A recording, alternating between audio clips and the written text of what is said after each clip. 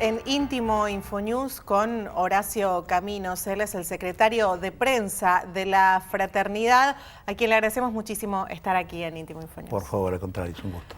Ustedes acaban de firmar un acuerdo que sorprendió dentro del esquema de paritarias que se cerraron este año, sobre todo en los servicios públicos, porque el gobierno tenía una férrea voluntad de mantener o de adelantar y hacer más grandes los acuerdos a 18 o 16 meses, como el caso de ustedes, y ustedes se resistían a cerrar por lo mismo que habían cerrado los otros tres gremios ferroviarios, diciendo que, bueno, que no se sabe qué puede pasar el año que viene y que además el 28,7% para este año era poco, 27,8% pretendían que cerraran. Y ustedes lograron un acuerdo mejor. ¿Cómo fue que se llegó a esto? En realidad es mucho más complejo que esta lectura únicamente del tema del porcentaje de salario y los tiempos. Tenía que ver con, más que nada, con lo que ha sucedido en la industria ferroviaria en la etapa de las concesiones privadas, donde se comprimió la estructura del salario y la estructura de los escalafones. No hay escalafón, como antiguamente. Entonces un chico que recién ingresa tiene un sueldo importante y la gente que tiene mayor responsabilidad y mayor antigüedad, de pronto la diferencia existe por el porcentaje de antigüedad, no tanto porque hay un escalafonamiento, porque no ha existido esa posibilidad. Y esto realmente complejiza la situación con el tema del impuesto a la ganancia, donde claro, un chico que recién ingresa a la actividad resulta que está ahí pegadito con el conductor que tiene 20 años, con todo lo que eso implica, ¿no? Una persona, en el caso del conductor, que tiene responsabilidades profesionales muy... O sea, el accidente de Once expuso de alguna manera la situación del conductor, si bien de una forma no integral y bastante parcializada, pero no es lo mismo trabajar en una oficina, equivocarse, agarrar una goma y seguir trabajando, que una persona que si tiene un error puede llegar a cometer o se puede acontecer situaciones muy complejas. En el caso de Once expone, digamos, la tremenda responsabilidad de una persona que está a cargo de millones de dólares en la mano por el material, más miles de vidas. Y eso se tiene que tener en cuenta a la hora de cuantificar económicamente el valor de la fuerza de trabajo, y se viene postergando permanentemente y se lo viene, digamos, achatando. Esto es lo que está sucediendo precisamente en las paritarias últimamente. ¿Cuánto gana hoy un conductor de tren? Hoy, con el impuesto a la ganancia de bolsillos, 17.000, 16.000, y el ayudante, que a lo mejor empezó hace poco tiempo, está ahí pegadito. Claro. Lo cual, obviamente... Se acható la pirámide. Se pulverizó la pirámide, se pulverizó. Es decir, el esfuerzo que hace el trabajador para ser conductor, que tiene que tener años de antigüedad en la categoría anterior, más ir a estudiar, más todo lo que se ha agregado a partir de estos últimos años en las valencias y funciones, con el control de la Cámara, la cual nosotros no nos oponemos. Lo que estamos pidiendo es que se haga un monitoreo en forma automática, de manera tal de evitar el accidente y no tener una reseña. Claro, que estén mirando todo el tiempo de manera tal de poder advertir al conductor si se quedó dormido, claro, o algo por el estilo. En caso de que tuviera alguna dificultad o algún mal desempeño, garantizar la seguridad del tren. Todo lo demás después es anecdótico. Va a ocurrir el accidente si realmente... Bueno, todo esto también implica una carga emocional en la vida del trabajador, que te estén controlando por la televisión. Más... todos los días te hacen la evaluación de presión en sangre, más la alcoholemia, más la posibilidad de que en forma rotativa te la puedan llegar a hacer en cualquier momento. Es decir, son cuestiones que se van agregando, sumadas a la calificación que tenés que hacer con la capacitación intensiva que hemos hecho a lo largo de este tiempo para conocer las nuevas unidades extractivas que se trajeron de China. Nuestros compañeros viajaron a China, hicieron los manuales para hacer los estudios. Es decir, hay una serie de acontecimientos que deben valorarse económicamente y no dejarse desde la lectura superestructural que tienen los funcionarios del Ministerio de Economía. O sea, ustedes lo que reclaman es que, como consecuencia de todas estas cosas que se agregaron, como el control de alcoholemia y las cámaras, ¿deben recibir un plus salarial? No, no estamos diciendo eso. Hay un plus que ya existe, que es el bono de conducción. en ese bono de conducción, sí, incrementarlo de forma tal que la responsabilidad de conducir un tren, que está íntimamente vinculado con todas estas nuevas herramientas de control de seguridad, también tenga que ver con la jerarquización de su salario, agravado con que estamos achatados por imperio de la política económica de gravar el salario como riqueza, como ganancia. Ahora, eso lo han conseguido, que les reconozcan parte de esto que estaban reclamando en este nuevo convenio que se firmó estos días. No todo, pero en parte es uno de los avances que hemos tenido desde el punto de vista económico. Hay otras cuestiones como el tema de la valorización de los abogados en los accidentes. Las empresas han abandonado a los trabajadores. Hay una especie de abandono de personas de parte de las empresas cuando hay accidentes. Nosotros tenemos en cuenta que un accidente puede ser por problemas técnicos como por fallas humanas. O un conjunto de estos temas, o como en el caso de ONCE, muchas otras cuestiones concurrentes, como es la falta de inversiones en la industria.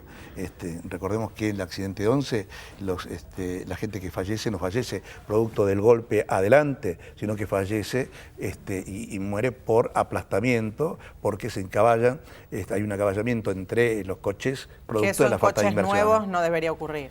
Supuestamente no debiera ocurrir. Fíjate vos que en el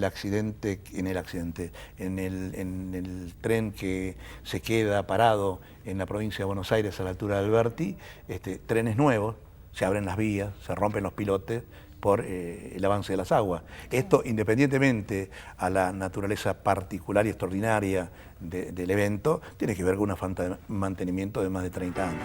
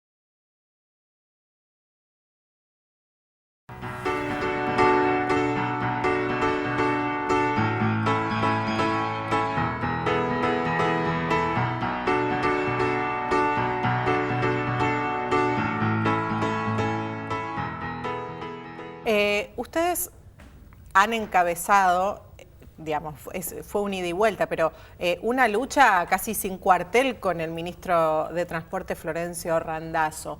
¿Qué tan tensa es la relación y por qué?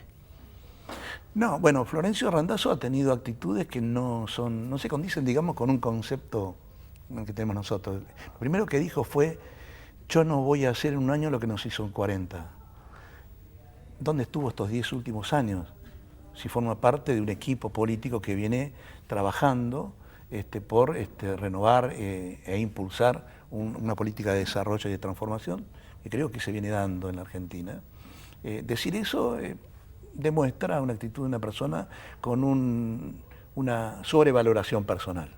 Es un tipo, digamos, que no importa qué es lo que hizo tal o cual compañero que está en el área de transporte, dice, él no va a transformar esto, entonces está desmereciendo el trabajo que hizo el gobierno, los intentos que hizo el gobierno, que nosotros creemos que se hicieron con poca fuerza o con poca... Es más, en su momento nosotros lo reclamamos y nos planteaban siempre el tema de las prioridades. Es decir, bueno, no podemos resolver el tema de los ferrocarriles, muchachos, tenemos que resolver el problema de la deuda, tenemos que resolver el problema de los genocidas. Es decir, siempre aceptamos el orden de las prioridades. Y gracias a la fraternidad que se impulsó de alguna manera la discusión y luego el tratamiento y la ley para hacer la empresa estatal ferroviaria, tanto la SOPSE como la DIPSE, que son la empresa operadora y la empresa, tuvo mucho que ver nuestra organización sindical y los compañeros que dentro de la estructura política del gobierno tuvieron alguna responsabilidad, como Antonio Luna, como subsecretario de Transporte Ferroviario.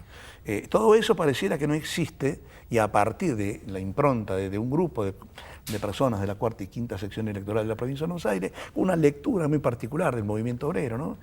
Él dice que todos los problemas son los trabajadores, o no, si bien no son todos, son gran parte. Es decir, una lectura muy irrespetuosa para con la gente que ha puesto el lomo para que las empresas como los ferrocarriles trabajen todos los días pese a que no hubo inversiones, ni hubo control del Estado, porque dinamitaron las empresas del Estado y los propios instrumentos del Estado. Hoy la CNRT es un instrumento, digamos, que controla, puede hacer multa, pero no nos puede cobrar. Y las empresas concesionarias tenían y tienen 3 veces por vía administrativa y una por vía judicial para recurrirla. Por lo pronto, el poder del Estado controlando estas empresas concesionarias se devino en abstracto.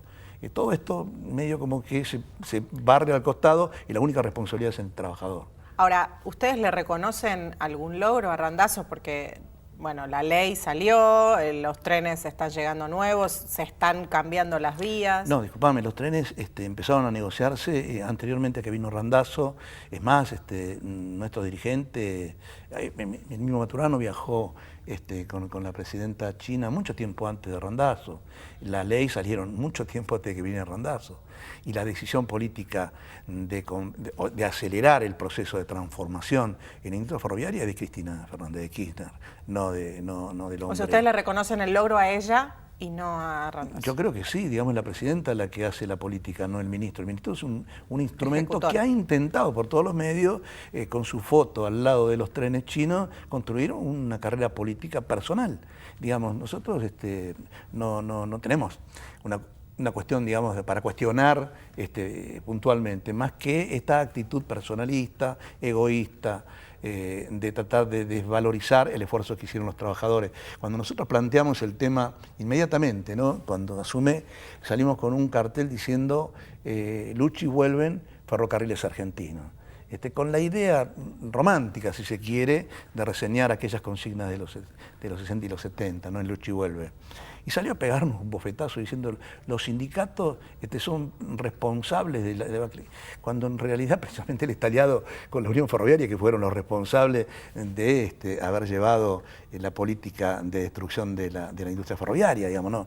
Y la fraternidad precisamente sí ha tenido una actitud, fue en diciembre del 89, no mucho tiempo después, diciembre del 89, largar el primer paro y transitar todo un proceso de lucha. Este ramal que para, ramal que cierra, se dijo precisamente porque fue la fraternidad. Y te pega un bife en la boca como a todo el mundo, como si todos fuéramos iguales, sin distinguir la diferencia que ha existido, al menos en la industria ferroviaria, dentro de los trabajadores y los sindicatos. No en vano hay 4 sindicatos. Si estuviéramos todos de acuerdo, política, ideológica y metodológicamente, habría un sindicato único. Y no existe precisamente porque la fraternidad ha tenido una actitud bastante distinta al resto, que se alinean automáticamente con los gobiernos, como pasó con los dirigentes de la Unión Ferroviaria en el menemismo, y formaron parte de la dirección de las empresas que fueron liquidadas, y actualmente forman parte del elenco del ministro Randazzo. Nosotros tenemos otra visión. Nosotros creemos que los sindicatos tienen que ser independientes de los partidos políticos, de las empresas y del Estado.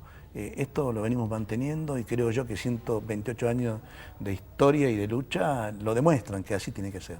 Hablando un poco en términos más generales respecto del sindicalismo dentro de la sociedad, ¿por qué cree que una parte importante de la sociedad mira con desconfianza al dirigente sindical? La crisis de representación que existe está más que clara, digamos. No solamente existe en el movimiento obrero, existe en la clase política, ¿no? Deja hablar todos los días con la gente del barrio y no cree mucho en los diputados, en los senadores, lamentablemente. Esa crisis de representación alcanza, por supuesto, a las Fuerzas Armadas, a la Iglesia, a todos los eventos. Por supuesto que existe en la sociedad capitalista el dominio de establecer el sentido común de la gente, y eso se hace a través de los medios. ¿Y los medios quién los maneja? ¿Quién los sostiene? Es decir, dicho en otra palabra, Coca-Cola refresca mejor. ¿Quién lo dice? Coca-Cola porque pone la plata. Si es de Bayer es bueno. ¿Quién lo dice? Bayer porque pone la plata. Es decir, los medios funcionan de alguna forma incentivados por quien paga la propaganda, y más vale que aquellas empresas que pagan la propaganda y sostienen el sistema de publicidad y de información pública en la Argentina no van a simpatizar con el sindicalismo. Para tener alguna posibilidad, alguna chance, vos tenés que tener poder y prestigio. Los sindicatos pueden construir poder, pero se ha encargado el capitalismo, la burguesía nacional y algunos sectores vinculados a ello de destruir permanentemente el prestigio que pueden llegar a tener algunos dirigentes sindicales, porque si lo tienen, junto con el poder, pueden llegar a tener poder político, y eso es lo que, como ha pasado en su momento con Lula en Brasil, ¿no? Y también, eso por un lado, pero también hubo algunos dirigentes que hicieron lo suyo para que el prestigio o el poco prestigio que se pudiera haber conseguido se dilapidara. Ya lo decía Evita, ¿no? Ya lo decía la compañera Evita. Claro que sí, claro que dentro del movimiento obrero hubo gente que claudica de la misma forma que claudican diputados o funcionarios eclesiásticos de la misma forma, pero ¿qué pasa? Siempre se pone el acento en el dirigente sindical, entonces bueno, está más expuesto el dirigente sindical que los otros. Si querés hablamos de dirigente de la UIA, si querés hablamos de dirigente de la sociedad rural, si querés hablamos de dirigente del peronismo, del radicalismo.